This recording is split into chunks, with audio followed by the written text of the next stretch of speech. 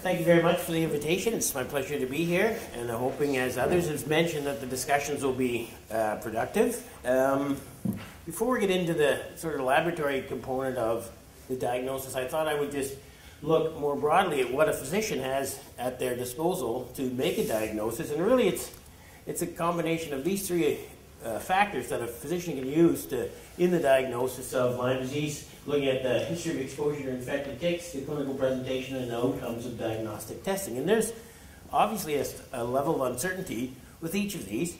From a tick standpoint, I mean, most physicians, there's a high level of uncertainty with respect to exposure, and there's things that a physician really should know but perhaps doesn't about these ticks, in terms of what's the probability that this person has been bitten by one of them. And again, the inherent biology of these ticks, their distribution being patchy and uneven in some locations, the fact that they're dynamic and changing is a challenge for physicians. There's generally a poor knowledge about ticks, even when it's taken in hand from the general public and from physicians in general. Poor recall of the tick bites, not only from the person who's bitten, because the ticks are very small. And I would be remiss as a tick person not to have brought some ticks to show you, because I don't think anyone else has, but just to convince you that they're quite small and they're quite dead. Don't worry. Pass those around, some examples, just to show you what the challenge is with respect to finding these ticks. And again, the infection prevalence is going to vary from one location. So if a physician looking at what's the probability a person's been bitten by a tick, no, that's the empty one. So the invisible ticks I put in that one. So there's a lot of information that a physician could potentially use to help them with this exposure, but it's quite cryptic. In terms of the certainty of exposure, we know that there's a much higher, there's more certainty with respect to the risk of exposure if you've been to an endemic area, but we don't know where every endemic area is compared to these outside areas, and we know there's a certain seasonality to the risk. So these are things a physician can quite readily use in terms of, is it in the right season, has there been exposure? But there is a reasonable level of difficulty of ruling out exposure to ticks in general because of this uncertainty. If you have a person who says, even infrequent exposure to the outdoors, it's certainly theoretically possible that they've been bitten by ticks. Obviously, that certainty goes up if they've been to an endemic area, but you can't rule it out.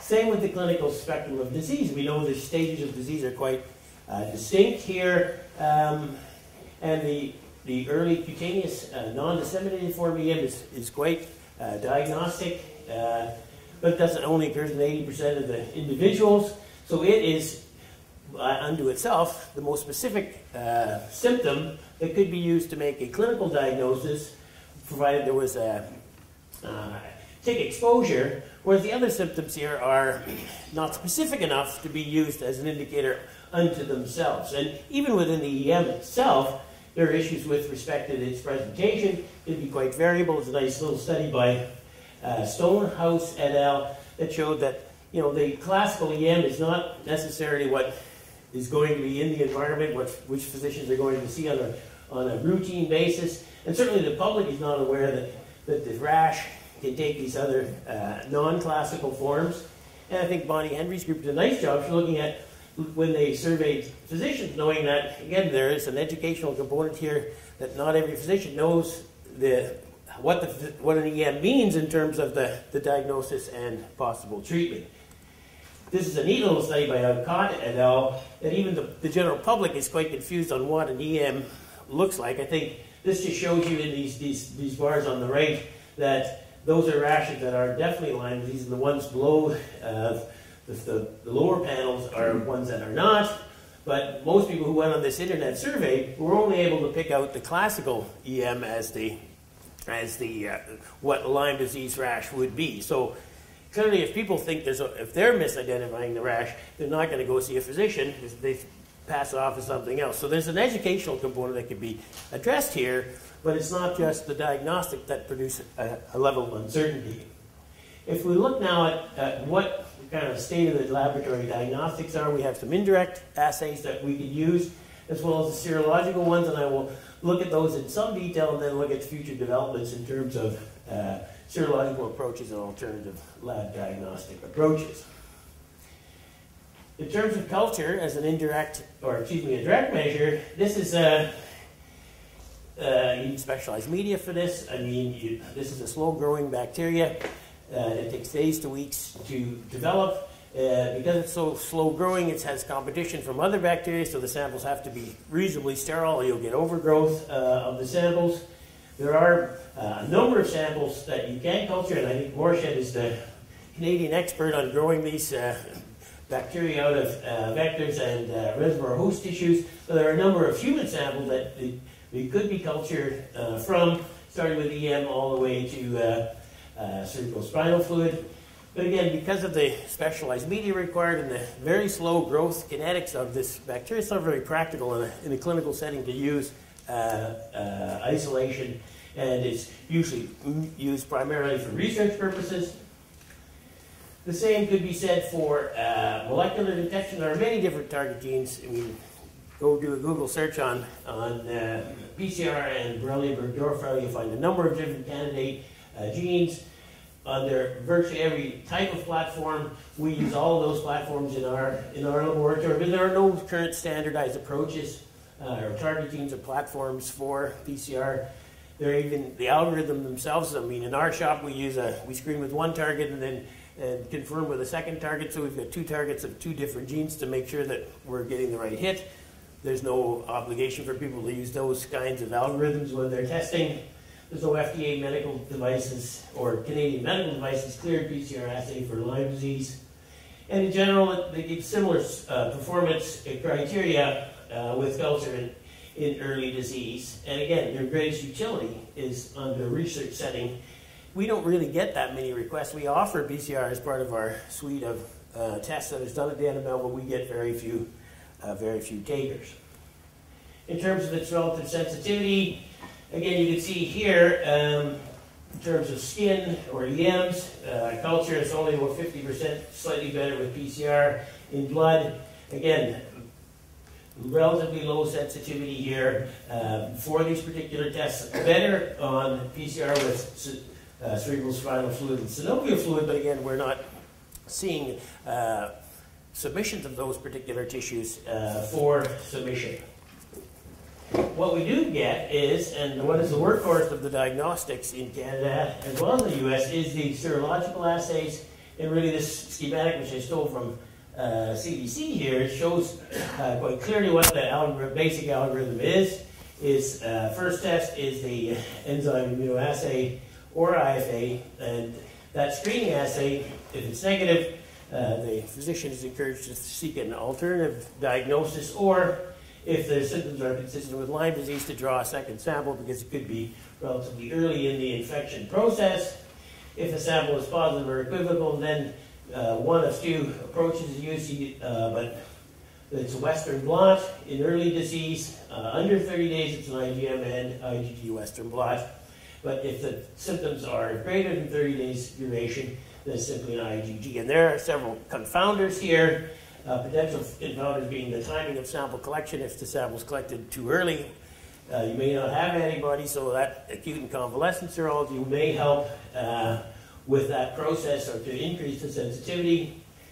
Antibiotic treatment can have a dampening effect on the serological response. So if someone who's acutely ill is treated may not seroconvert or go from IgM to IgG. And as Nick has so eloquently showed, genotype can have potential influence on this algorithm as well. The guidelines in Canada are fundamentally the same. It's taken from the Laboratory Diagnosis of Lyme Borreliosis from Canadian Public Health Lab Network here. They are recommending basically the same approach as is done in the US. So if a person has an EM and it's an acute phase that's been in the appropriate season in an area where ticks are established, this is basically a clinical diagnosis, no further diagnostic testing required in empirical treatment. Or if the EM occurs out of season or the person doesn't have a credible exposure to ticks, then they recommend enzyme immunoassay and Western blot testing, and with a possible repeat after 4 weeks, and treatment at the physician's discretion. And again, once the disease becomes more disseminated, because those are not as specific as the EM, then serological testing is recommended with a possible PCR adapted to synovial fluid or cerebrospinal fluid. Again, there's some recommendations against certain aspects as well. If there's no objective findings, with the pretest probability being low and there's no objective findings, it's likely positives under those circumstances would be false positives or persistent symptoms following recommended treatment. There is a recommendation against testing. Now, the approaches through the 80s and 90s, and we've been able to utilize the experience of the U.S. here to help to standardize our assays. But I mean, through the 80s and early 90s, there was little standardization with respect to the ELISAs or the banding patterns in the Western blots. And in 95, these recommendations were brought up by CDC and the territorial epidemiologists to say what the cutoffs would be and what the banding patterns would be on an IgM or an IgG. So fundamentally, 82 of these bands on the IgM and 85 of these bands on the IgG would be considered evidence for reactivity in the Western blot. So that at least helped to standardize for the manufacturers of these products the standard. If we look at these tests, and I think the general consensus, and most people in this room know, that these tests are not perfect. Nothing in the serological world is perfect. No test is 100% sensitive or specific. And these tests are particularly prone to insensitivity in the early disease. And that's partly their fault and partly the fault of the, you can't measure an antibody that's not present. So when people don't always produce a strong immune response, especially in the acute phase of the disease. And you can see from this figure here, I don't know if I can get, well, there we go. Even with a wholesale EIA or the Western blots alone, or some of these more interesting peptide assays, and the two-tiered system here, you definitely see a poor sensitivity in the early phases of disease, somewhat increasing with the convalescent sample, but again, typically a poor sensitivity early on infection. But as the disease progresses, you typically see that the sensitivity of the assays increase. Again, not as well. Oh, great! This didn't go back. Not as strong as as tight a sensitivity as one would like for significant diseases such as neurological involvement. But once you get to the arthritic stage of the disease, you have very acceptable levels of sensitivity. Then, with a few exceptions, you wouldn't be applying IgM Western blot by itself. But once you get into the more disseminated form of the infection, the sensitivity is much more acceptable. So this is clearly a limitation of the testing, and this is one of the reasons why when a person has an EM with credible history, you don't do the serological assays. It's not really adding a lot of value under those circumstances. If we look at some of the problems and gaps here, the IgM Western blot cutoff at 30 days is a problem because we don't often get that information about disease onset. So getting physicians educated to provide that information is something we have to work towards.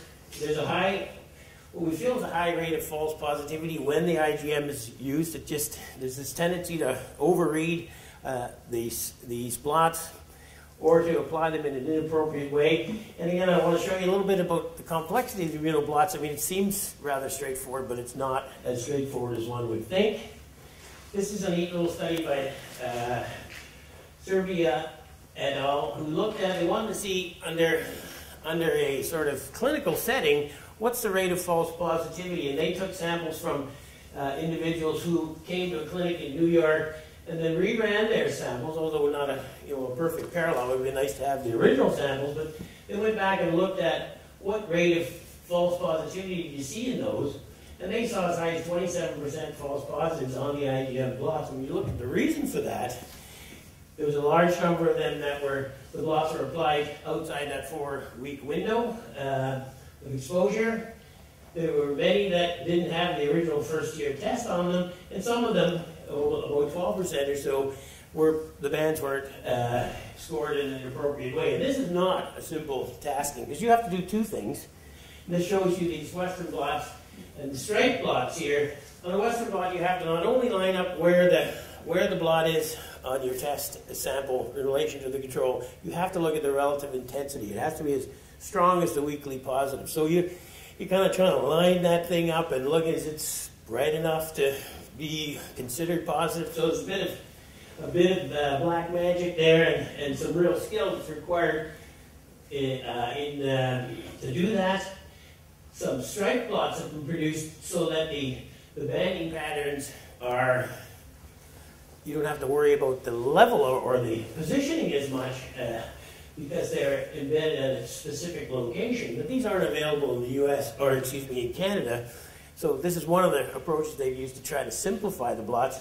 I prefer what many of the our laboratories now using, because I have 2 staff members over the age of 50, I've decided to implement this program where you use a scanning program to review the blots for you. So they look at the positioning of the banding patterns and the intensity. So this adds an element of reproducibility that you can't necessarily get when you're eyeballing these blots. And I think a number of companies have caught on to this as an innovation to move forward with better quality.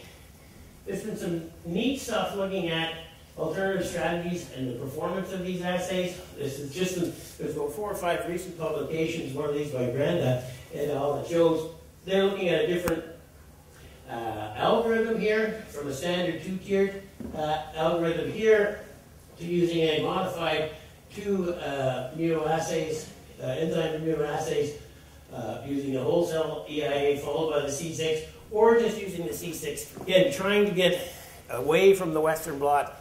And what they find is, encouragingly, in the early disease, you see an increased sensitivity for the EIA alone blots, and especially evidence also in acute neuritis, an increase in sensitivity. But I think the thing that gets them a little bit worried, you see a slight decrease in specificity in the healthy controls when you're using something like the C6 ELISA by itself. And again, you would think, oh, only 1% decrease in specificity. But if you're doing 2 million tests a year, that's potentially 20 or 10,000 false positives. So I think this is a work in progress in terms of looking at alternative algorithms, but these are the kind of sort of out the side of the box thinking that may help to improve the strategies. We do intrathecal antibody production at the NML for suspect neuroborreliosis cases, we have a commercial ELISA that we apply to CSF, looking at the ratios of antibodies in CSF versus serum, and we do require total albumin and IgG concentrations, and there are some issues with being of certain jurisdictions being able to get those concentrations measured. We don't know what the in-house sensitivity of that assay is, although we do proficiency testing, as we do with all of these tests, and we seem to be doing okay on that front. And this is an assay we seem to be getting more requests for this particular test. And again, I think this is just a general reminder that no one is trying to discourage individuals from developing new assays and making the diagnosis of Lyme disease easier, but you have to have a certain standard that you shoot for. The tests have to be validated, or should be validated, or follow established criteria. And I think this warning by the CDC was just to make sure that we're all working towards that. There are a number of assays that aren't recommended. I took this right off the CDC's website. And again, I think the Public Health Agency would support that these assays either need in-house development or should not be routinely used. You can go to that website and have a look yourself. So again, I think the needs from a diagnostic standpoint, we talked a little bit about standardization, really didn't talk about multi-center blind evaluation, but really, what's really needed is markers of infection, cure, and prognosis. And one of the things that will really help with that is the new CDC serum panel. I'll talk about that if Jennifer doesn't kick me out of here in the next 30 seconds or so. So what's in the diagnostic pipeline? There's some really neat stuff. In use or on the horizon, these Lyme blots with recombinant proteins for the second phase of the blind assay. They're available. Most of those are European, although they don't follow the same criteria as the CDC one, so that's a bit of a stumbling block. There's a really neat multiplex bead-based Luminex systems where you can coat beads and put multiple antigens in the same sample, multiplexing up to 100 different antigens at once. That has some real potential to look for to increase sensitivity. And believe me, there's a large number, and I just used NIH as an example, a large number of groups that are working on new approaches to serological or pathogen detection, whether it's broad detection of pathogens or looking at more specific peptide antigens, or even looking at new targets like T-cell response or gene expression, or even novel biomarkers. People are looking for better tests, but this is research, and there's no guarantee that this stuff will make it to the bench top, but there is money being spent south of the border because it's a much bigger problem for them, and they're making a bigger investment in it than we are. I put this last slide on here. This is to show you that CDC, one of the ways that you need to have this is the problem, because the spectrum of symptoms with Lyme disease, telling that a person has Lyme disease independent of serology would be an ideal thing to have so that you could validate diagnostic tests against them. CDC had a panel, but it was only about 45 samples. There were only 5 on healthy controls, and it was very biased towards EM, because the person had an EM. That was a good way to know that you were at least including someone who had experience with Lyme disease. They've extended that panel to now represent a much bigger panel with individuals from different phases, from disseminated to non-disseminated. They've got a much bigger panel of lookalike diseases, and they have a much bigger healthy control panel. So that now you can, when you do these sorts of test validation or research and development or test comparison, now you're looking at a much broader panel, much more useful. So I'll end on that. Again, I think the needs that we have here are simplistic methodologies. If there's a way to get rid of the Western blot or to simplify it down, that would be wonderful. Again, there's still a need for increased sensitivity in early disease. And again, markers for infection and cure are very important as well. And Jennifer, sorry, I'm not here.